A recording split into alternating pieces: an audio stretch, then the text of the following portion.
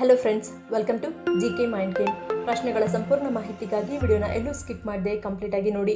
ಇವತ್ತಿನ ಪ್ರಶ್ನೆಗಳಲ್ಲಿ ಮೊದಲನೇ ಪ್ರಶ್ನೆ, ಅಸಿಡಿಟಿ ಇರುವವರಿಗೆ ಬೆಳಗಿನ ಅತ್ಯುತ್ತಮ ಉಪಹಾರ ಯಾವುದು? ಆಪ್ಷನ್ಸ್ ಎ ಇಡ್ಲಿ, ಬಿ ಪಪ್ಪಾಯಿ, ಸಿ ಮೊಸರನ್ನ, ಡಿ ಮೇಲಿನ ಎಲ್ಲವೂ.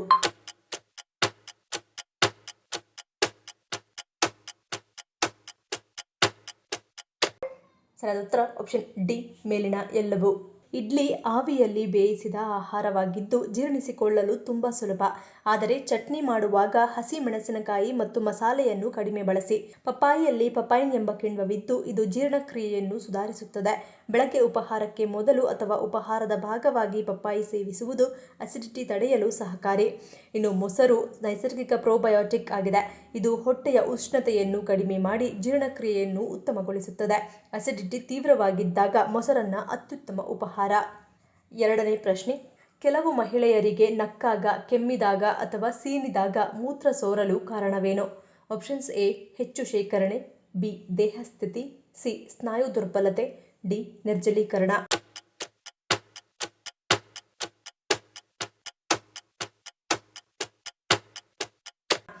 ಸರಿಯಾದ ಉತ್ತರ ಆಪ್ಷನ್ ಸಿ ಸ್ನಾಯು ದುರ್ಬಲತೆ.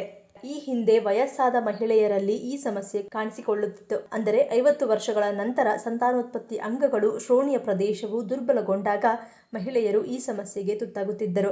ಆದರೆ ಈಗ 30ನೇ ವಯಸ್ಸಿನಲ್ಲಿ ಈ ಸಮಸ್ಯೆ ಕಂಡುಬರುತ್ತಿದೆ. ಈ ಸಮಸ್ಯೆಯ ಸಾಮಾನ್ಯ ಕಾರಣವೆಂದರೆ ದುರ್ಬಲ ಮೂತ್ರಕೋಶ ಮತ್ತು ಶ್ರೋಣಿಯ ಮಹಡಿ ಸ್ನಾಯುಗಳು. ಮೂತ್ರಕೋಶ ಮತ್ತು ಗುದನಾಳವನ್ನು ಬೆಂಬಲಿಸುವ ಈ ಸ್ನಾಯುಗಳು ವಯಸ್ಸು, ಗರ್ಭಧಾರಣೆ, ಹೆರಿಗೆ ಅಥವಾ ಶಸ್ತ್ರಚಿಕಿತ್ಸೆಯ ಕಾರಣದಿಂದ ದುರ್ಬಲಗೊಳ್ಳಬಹುದು. ಸ್ನಾಯುಗಳು ದುರ್ಬಲವಾದಾಗ ಅವು ಮೂತ್ರಕೋಶ ಮತ್ತು ಗುದನಾಳವನ್ನು ಮುಚ್ಚಲು ಸಾಧ್ಯವಾಗುವುದಿಲ್ಲ. ಇದರಿಂದಾಗಿ ಸೋರಿಕೆಯಾಗುತ್ತದೆ. ಮೂರನೇ ಪ್ರಶ್ನೆ, ಹಿಮಾಲಯದ ಆಕಾಶ ನದಿ ಎಂದು ಯಾವ ನದಿಯನ್ನು ಕರೆಯಲಾಗುತ್ತದೆ? Options A Ganga, B Beas, C Brahmaputra, D Parvati.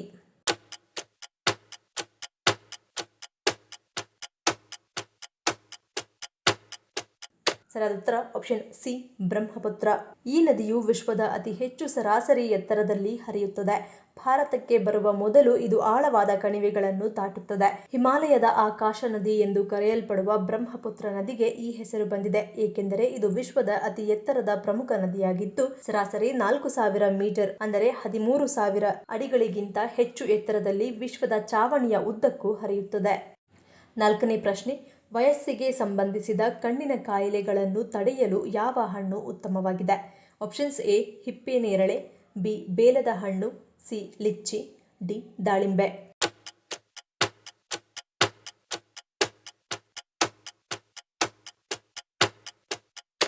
ಸರಿಯಾದ ಉತ್ತರ ಆಪ್ಷನ್ ಎ ಹಿಪ್ಪೇನೇರಳೆ. ವಿಟಮಿನ್ ಸಿ ಮತ್ತು ರಕ್ಷಣಾತ್ಮಕ ಫ್ಲೆವನಾಯ್ಡ್ಗಳಲ್ಲಿ ಸಮೃದ್ಧವಾಗಿರುವ ಹಿಪ್ಪೇನೇರಳೆ ಹಣ್ಣು ವಯಸ್ಸಿಗೆ ಸಂಬಂಧಿಸಿದ ಕಣ್ಣಿನ ಕಾಯಿಲೆಗಳಾದ ಮ್ಯಾಕ್ಯುಲರ್ ಡಿಜೆನರೇಷನ್ ಅಥವಾ ಕಣ್ಣಿನ ಪೊರೆಗಳನ್ನು ತಡೆಯಲು ಸಹಾಯ ಮಾಡುತ್ತದೆ. ಈ ಹಣ್ಣಿನಲ್ಲಿರುವ ಉತ್ಕರ್ಷಣ ನಿರೋಧಕಗಳು ನಿಮ್ಮ ಕಣ್ಣುಗಳ ಸೂಕ್ಷ್ಮ ಅಂಗಾಂಶಗಳನ್ನು ಆಕ್ಸಿಡೇಟಿವ್ ಹಾನಿಯ ವಿರುದ್ಧ ಬೆಂಬಲಿಸುತ್ತವೆ. ಐದನೇ ಪ್ರಶ್ನೆ, ಯಾವುದನ್ನು ಹೆಚ್ಚಾಗಿ ಸೇವಿಸುವುದರಿಂದ ನಿಮ್ಮ ಚರ್ಮ ಮತ್ತು ಕೂದಲಿನ ಮೇಲೆ ಕೆಟ್ಟ ಪರಿಣಾಮ ಬೀರುತ್ತದೆ? ಆಪ್ಷನ್ಸ್ ಎ ಮಾಂಸ, ಬಿ ಉಪ್ಪು, ಸಿ ಹುಳಿ, ಡಿ ಸಕ್ಕರೆ.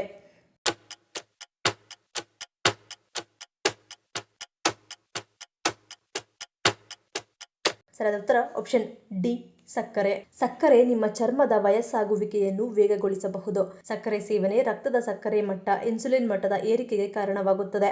ಹೆಚ್ಚಿದ ಇನ್ಸುಲಿನ್ ಎಣ್ಣೆ ಉತ್ಪಾದನೆ ಹೆಚ್ಚಿಸುತ್ತದೆ. ಇದು ರಂಧ್ರಗಳನ್ನು ಮುಚ್ಚಿ ಕಲೆಗಳು, ಮೊಡವೆಗಳಿಗೆ ಕಾರಣವಾಗುತ್ತದೆ. ಹೆಚ್ಚಿನ ಸಕ್ಕರೆ ಸೇವನೆಯು ಕೂದಲು ಉದುರುವಿಕೆ ಮತ್ತು ಕೂದಲು ತೆಳುವಾಗುವುದಕ್ಕೆ ಕಾರಣವಾಗುತ್ತದೆ. ಸಕ್ಕರೆ ಕೂದಲು ಬೆಳವಣಿಗೆಯ ಚಕ್ರ ಸೇರಿದಂತೆ ದೇಹದ ಪ್ರಕ್ರಿಯೆಗಳ ಸಾಮಾನ್ಯ ಕಾರ್ಯನಿರ್ವಹಣೆಯನ್ನು ಅಡ್ಡಿಪಡಿಸುತ್ತದೆ. ಆರನೇ ಪ್ರಶ್ನೆ, ಭಾರತದ ಆಕ್ಸ್ಫರ್ಡ್ ಎಂದು ಕರೆಯಲ್ಪಡುವ ಭಾರತೀಯ ನಗರ ಯಾವುದು? Options A Kolkata, B Pune, C Kanpur, D Jaipur.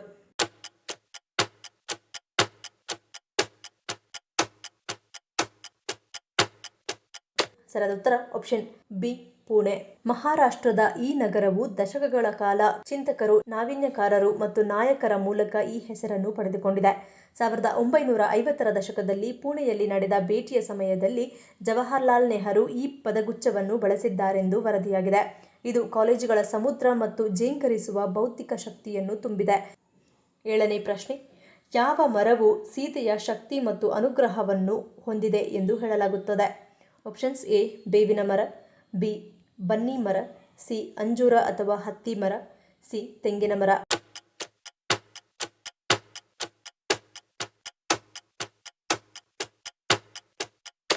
ಸರಿಯಾದ ಉತ್ತರ ಆಪ್ಷನ್ ಎ ಬೇವಿನ ಮರ. ಸೀತಾರ್ಮಹಿಯನ್ನು ಸೀತಾದೇವಿಯ ಜನ್ಮಸ್ಥಳವೆಂದು ಕರೆಯಲಾಗುತ್ತದೆ. ಈ ಸ್ಥಳದಲ್ಲಿ ನಾವು ಒಂದು ಬೃಹದಾಕಾರದ ಬೇವಿನ ಮರವನ್ನು ನೋಡಬಹುದಾಗಿದೆ. ಈ ಬೇವಿನ ಮರವು ಸೀತೆಯ ಜನನದ ಶುದ್ಧತೆ ಮತ್ತು ಶಕ್ತಿಯ ಸಾಕಾರವಾಗಿದೆ. ಈ ಬೇವಿನ ಮರದ ನೆರಳಿನಲ್ಲಿಯೇ ಭೂಮಿಯ ಮಗಳಾದ ಸೀತೆ ಜನ್ಮವನ್ನು ಪಡೆದುಕೊಂಡಳು. ಈ ಮರವು ಸೀತೆಯ ಅನುಗ್ರಹ, ಶಕ್ತಿ ಮತ್ತು ಸ್ಥಿತಿಸ್ಥಾಪಕತ್ವದ ಶಕ್ತಿಯನ್ನು ಹೊಂದಿದೆ ಎಂದು ಹೇಳಲಾಗುತ್ತದೆ. 8ನೇ ಪ್ರಶ್ನೆ, ಯಾವ ನಗರವನ್ನು ಬಿದಿರಿನ ನಗರ ಎಂದು ಕರೆಯಲಾಗುತ್ತದೆ? Options A Banswara, B Kochi, C Kasol, D Solan.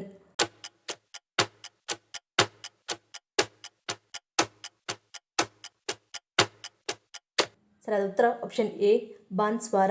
ರಾಜಸ್ಥಾನದ ಬಾನ್ಸ್ವಾರ ಜಿಲ್ಲೆಯಲ್ಲಿ ಸ್ಥಳೀಯ ಜೀವನೋಪಾಯ, ಕರಕುಶಲತೆ, ಸಾಂಪ್ರದಾಯಿಕ ವಸತಿ ಸಾಮಗ್ರಿಗಳು, ಗ್ರಾಮೀಣ ಕೈಗಾರಿಕೆಗಳು ಮತ್ತು ಸಾಂಸ್ಕೃತಿಕ ಪದ್ಧತಿಗಳಲ್ಲಿ ಬಿದಿರು ಪ್ರಮುಖ ಪಾತ್ರ ವಹಿಸಿದೆ. ಹಿಂದಿನ ದಿನಗಳಲ್ಲಿ ನೈಸರ್ಗಿಕ ಬಿದಿರಿನ ತೋಪುಗಳು ಹೆಚ್ಚಾಗಿ ಇದ್ದುದರಿಂದ ಮತ್ತು ಸ್ಥಳೀಯ ಸಮುದಾಯಗಳು ಬಿದಿರು ಆಧಾರಿತ ಸಂಪನ್ಮೂಲಗಳ ಮೇಲೆ ಅವಲಂಬಿತವಾಗಿದ್ದುದರಿಂದ ನಗರ ಮತ್ತು ಜಿಲ್ಲೆಗೆ ಈ ಹೆಸರು ಬಂದಿದೆ. 9ನೇ ಪ್ರಶ್ನೆ, ನಗುವುದರಿಂದ ಯಾವ ಆರೋಗ್ಯ ಸಮಸ್ಯೆ ಬರದಂತೆ ತಡೆಯುತ್ತದೆ? ಆಪ್ಷನ್ಸ್ ಎ ಮಲಬದ್ಧತೆ, B asthma, C BP, D sugar.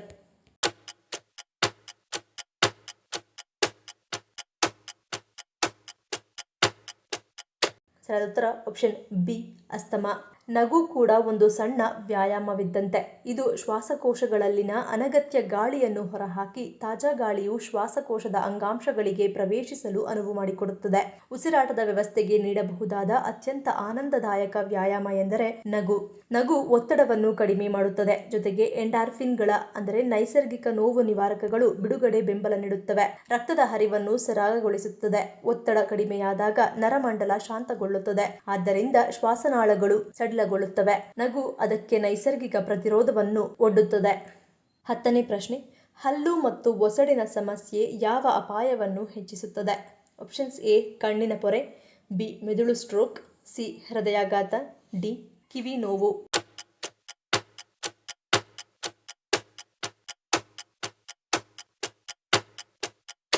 ಸರಿಯಾದ ಉತ್ತರ ಆಪ್ಷನ್ ಸಿ ಹೃದಯಾಘಾತ.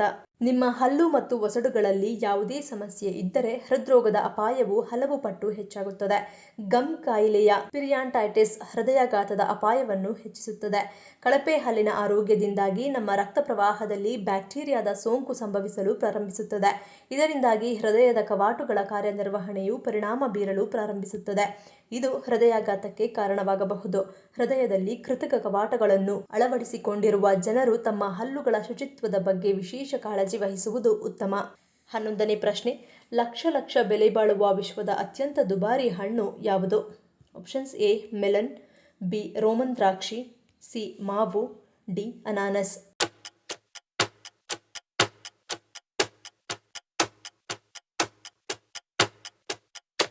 ಸರಿಯಾದ ಉತ್ತರ option A melon. Yubari king melon ಜಪಾನ್ನಲ್ಲಿ ಲಭ್ಯವಿರುವ ಅತ್ಯಂತ ದುಬಾರಿ ಹಣ್ಣು ಎಂದು ಪರಿಗಣಿಸಲಾಗಿದೆ. ಜಪಾನಿನ ಹೊಕೈಡೋ ದ್ವೀಪದಲ್ಲಿ ಕಂಡುಬರುವ ಶ್ರೀಮಂತರು ತಮ್ಮ ಸಂಪತ್ತನ್ನು ತೋರಿಸಲು ಈ ಹಣ್ಣುಗಳನ್ನು ಖರೀದಿಸುತ್ತಾರೆ. ಒಂದು ಜೋಡಿ ಯುಬಾರಿ ಕಿಂಗ್ ಮೆಲನ್ $46,500 ಅಂದರೆ ಸರಿಸುಮಾರು 39 ಲಕ್ಷ ರುಗಳವರೆಗೂ. ಈ ಪ್ರಶ್ನೆಗಳಲ್ಲಿ ನೀವು ಎಷ್ಟು ಪ್ರಶ್ನೆಗಳಿಗೆ ಸರಿ ಉತ್ತರವನ್ನು ಕೊಟ್ಟರೆ ಅನ್ನೋದನ್ನು ಕಮೆಂಟ್ ಮಾಡಿ ತಿಳಿಸಿ. ಈ ವಿಡಿಯೋ ನಿಮ್ಗೆ ಇಷ್ಟ ಆಗಿದ್ರೆ ಮರಿದೇ ಲೈಕ್ ಮಾಡಿ, ಶೇರ್ ಮಾಡಿ, ಸಬ್ಸ್ಕ್ರೈಬ್ ಮಾಡಿ. ನನ್ನ ಚಾನಲ್ನ ಇನ್ನೂ ಸಬ್ಸ್ಕ್ರೈಬ್ ಮಾಡಿದೆ ಹಾಗೆ ವಿಡಿಯೋಸ್ ನೋಡ್ತಿದ್ರೆ ಪ್ಲೀಸ್ ಸಬ್ಸ್ಕ್ರೈಬ್ ಮಾಡಿ, ಸಪೋರ್ಟ್ ಮಾಡಿ. ಮತ್ತೊಂದು ಇಂಟ್ರೆಸ್ಟಿಂಗ್ ವಿಡಿಯೋಂದಿಗೆ ಸಿಗ್ತೀನಿ. Until love you all, take care.